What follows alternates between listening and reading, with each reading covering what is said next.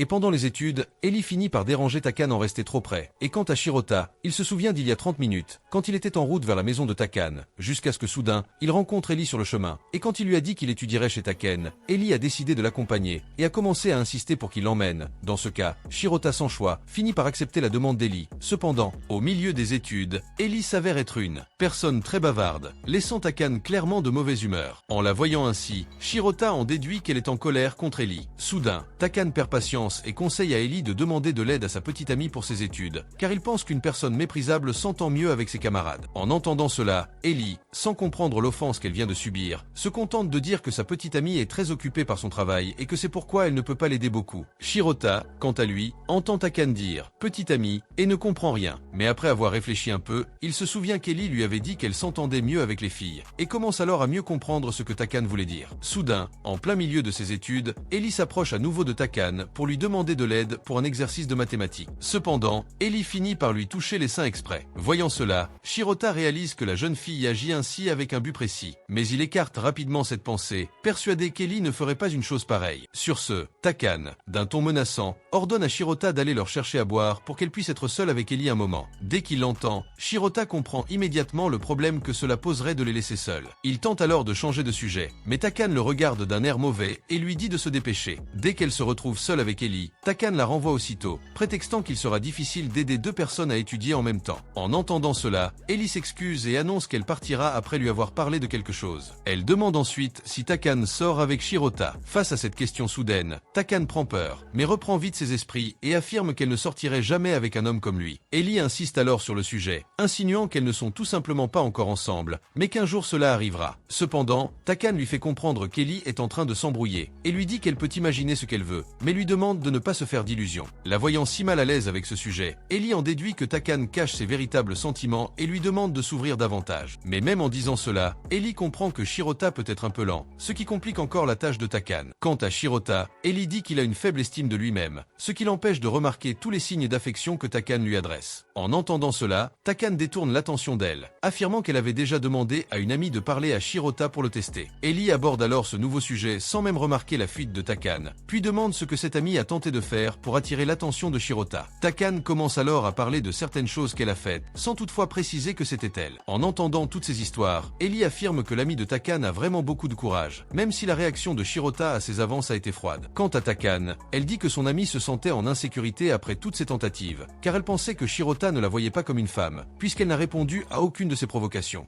Mais même avec cette réaction de Shirota, Ellie dit qu'il n'est pas complètement insensible, et croit donc que Shirota a fait quelque chose de gentil pour elle. Takane se souvient alors qu'il a fait des choses gentilles pour elle, comme courir au parc à l'aube, inquiet pour elle. Cependant, l'attitude qui a le plus impressionné son ami a été lorsqu'il a juré qu'il ferait tout son possible pour intégrer la même université qu'elle. Pourtant, son ami pensait qu'il pouvait faire ces choses simplement parce qu'il était quelqu'un de bien. Ellie se rend alors chez Takane et lui demande de dire à son ami que lorsqu'une personne fait quelque chose de gentil pour une autre, c'est déjà une marque d'intérêt. Après avoir entendu ce conseil d'Ellie, Takane se sentit plus soulagée. Cependant, elle reprit le sujet de ce qu'Ellie avait fait pendant ses études, lorsqu'elle s'était touché les seins volontairement. Ellie tenta alors de changer de sujet, affirmant qu'elle l'avait fait sans le vouloir. Voyant son agitation, Takane la calma et lui dit qu'elle pouvait la laisser le toucher sans qu'elle ait à faire une bêtise. Ellie reprit son enthousiasme, mais Takane lui fit comprendre qu'elle ne devait pas faire ça devant d'autres personnes. Soudain, Shirota revint de l'épicerie avec des boissons et des encas. Avant même d'entrer, il imagina déjà le pire scénario possible.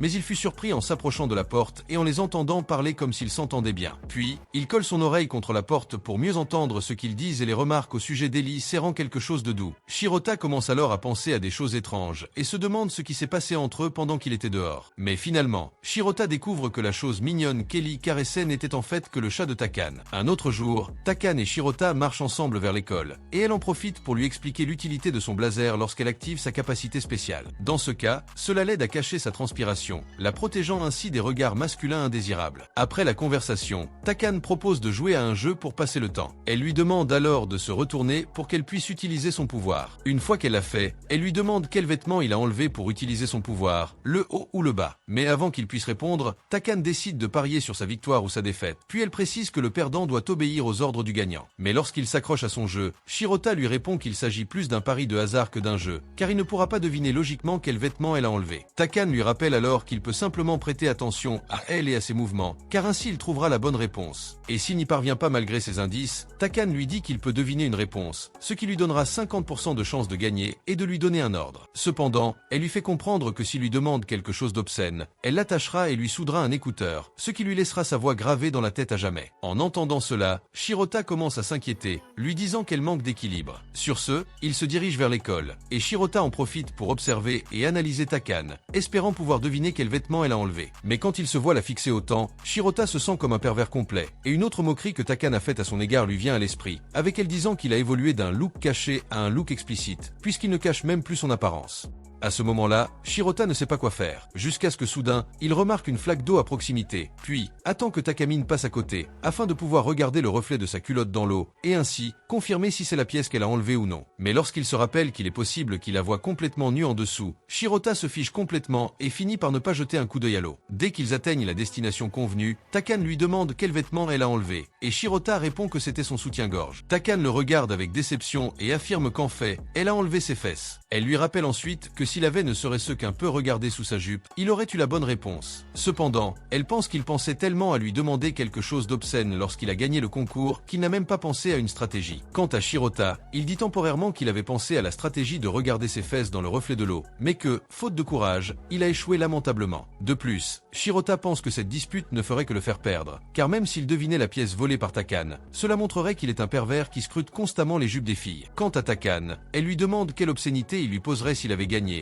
et voyant qu'il supposerait une telle question, Shirota commence à se plaindre. Au cours de la conversation, Takane révèle qu'elle lui a donné plusieurs indices pour deviner la pièce volée, comme le reflet dans la flaque. Et quand il voit qu'elle a fait exprès, même sans sous-vêtements, Shirota commence à paniquer, et Takane lui dit qu'elle lui ordonnera de lui coudre la bouche et les yeux, selon son comportement avec elle ce jour-là. Cela dit, il paie le métro pour aller à l'école, et en chemin, Takane l'informe qu'ils auront une réunion pour discuter des rôles des élèves dans la pièce du festival culturel. Mais en abordant ce sujet, elle se souvient de l'année dernière, lorsque Shirota n'a montré aucun intérêt pour le dernier festival culturel qui a eu lieu à l'école. Joao, avec un sourire gêné, dit que ce genre d'événement ne lui convient pas. Mais Takane dit qu'il devra jouer avec elle dans la pièce, car elle a besoin de lui pour l'habiller, au cas où Takane utiliserait son pouvoir au milieu de la pièce. Lorsqu'il arrive en classe, les élèves lui confient le rôle de Cendrillon. Shirota, quant à lui, lève la main pour demander à rester derrière la scène et s'occuper des orateurs. Takane utilise alors son pouvoir pour remonter le temps et demande un candidat pour incarner le prince. Cela dit, elle appelle Shirota pour la serrer dans ses bras et commence à se frotter contre lui, comme pour lui faire signe de se porter volontaire pour le rôle du prince. Cependant, Shirota prend trop de temps, et c'est alors qu'un garçon nommé Seiya lève la main et accepte de jouer le rôle du prince. Shirota prend alors enfin son courage à deux mains et postule à son tour, suscitant la surprise chez Seiya, déjà certain que personne n'oserait lui disputer le rôle.